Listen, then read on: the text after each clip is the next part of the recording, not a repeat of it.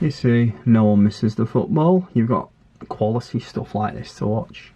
Bailey's Bug Blog again with Mr. Andrew William Bailey and a spider. This is a rainforest species, the Amazon rainforest, Lasidora parahybana. If I've said that correctly, feel free to correct how that's said.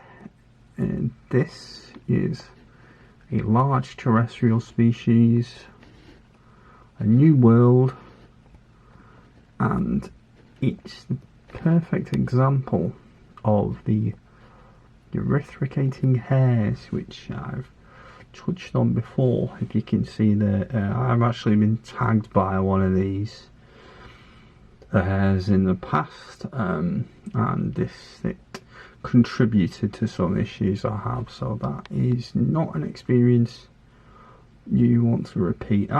Again, I'm not going to prompt it to do it because it's not fair. It's already shook some hairs or kicked them off at me when I used some bamboo tongs to move it into this little enclosure while I do some maintenance. This is quite a large species. I don't know if it's still the second largest.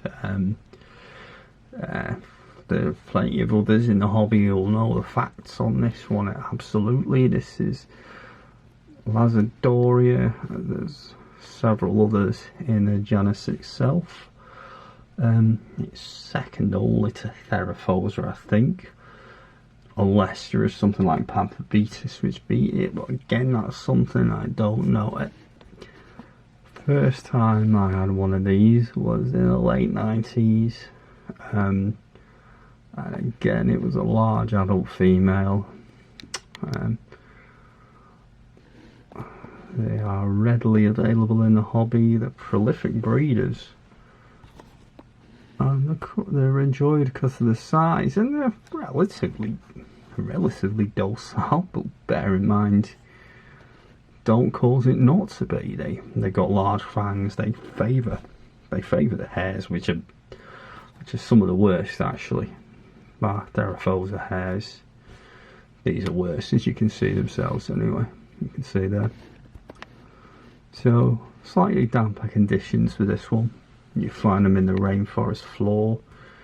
I think in the wild they'd sort of use the burrows of mammals, unused burrows. I have seen spiders. Well, they do.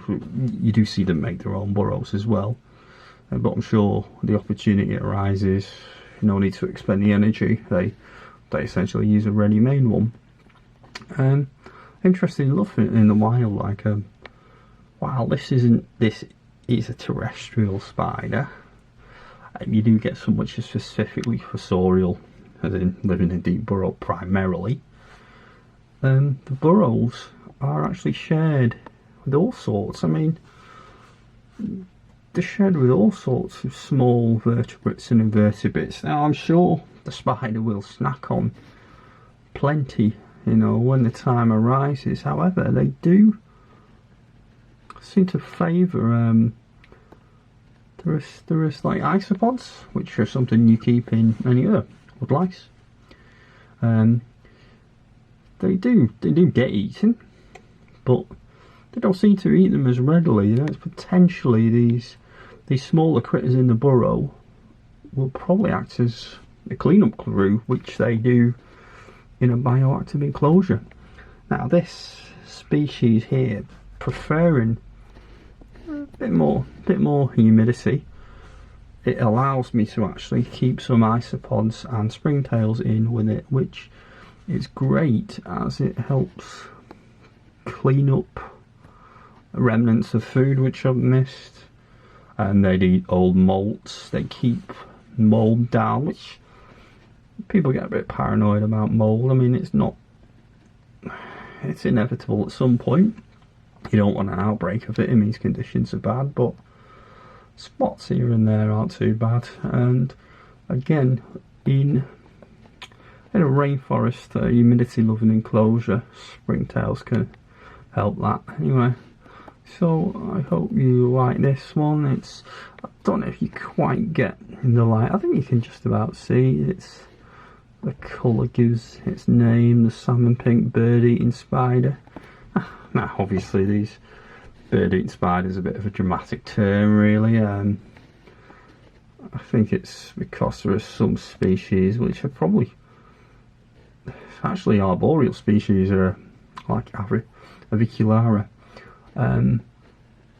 Some of those are larger species, and they're in the vicinity of birds' nests. They would take birds' nests, but again, they're not a bird-eating spider. It doesn't specifically eat birds, you know. Any small vertebrate or invertebrate you can get at, really. They don't, being an ambush predator, they really take food when they get the chance. Now, there might be instances in the wild where well, obviously a rainforest is a lush environment, lots of insects, but sometimes the opportunity might not arise for them to eat for quite some time. So again, in the hobby, you don't need to be overfeeding them. I tend to give these 1 or 2 large prey items a week, depending on the size of the abdomen and the schedule I've followed. And this one is still readily eaten. It's not in pre-molt, and the abdomen is growing a bit, so it has taken a large cockroach the week before. We'll give him something later in the week, but he'll be alright for a while. And there you go. So, Lasidora, parahybana, salmon pink bird eater, ready to go back into his hide.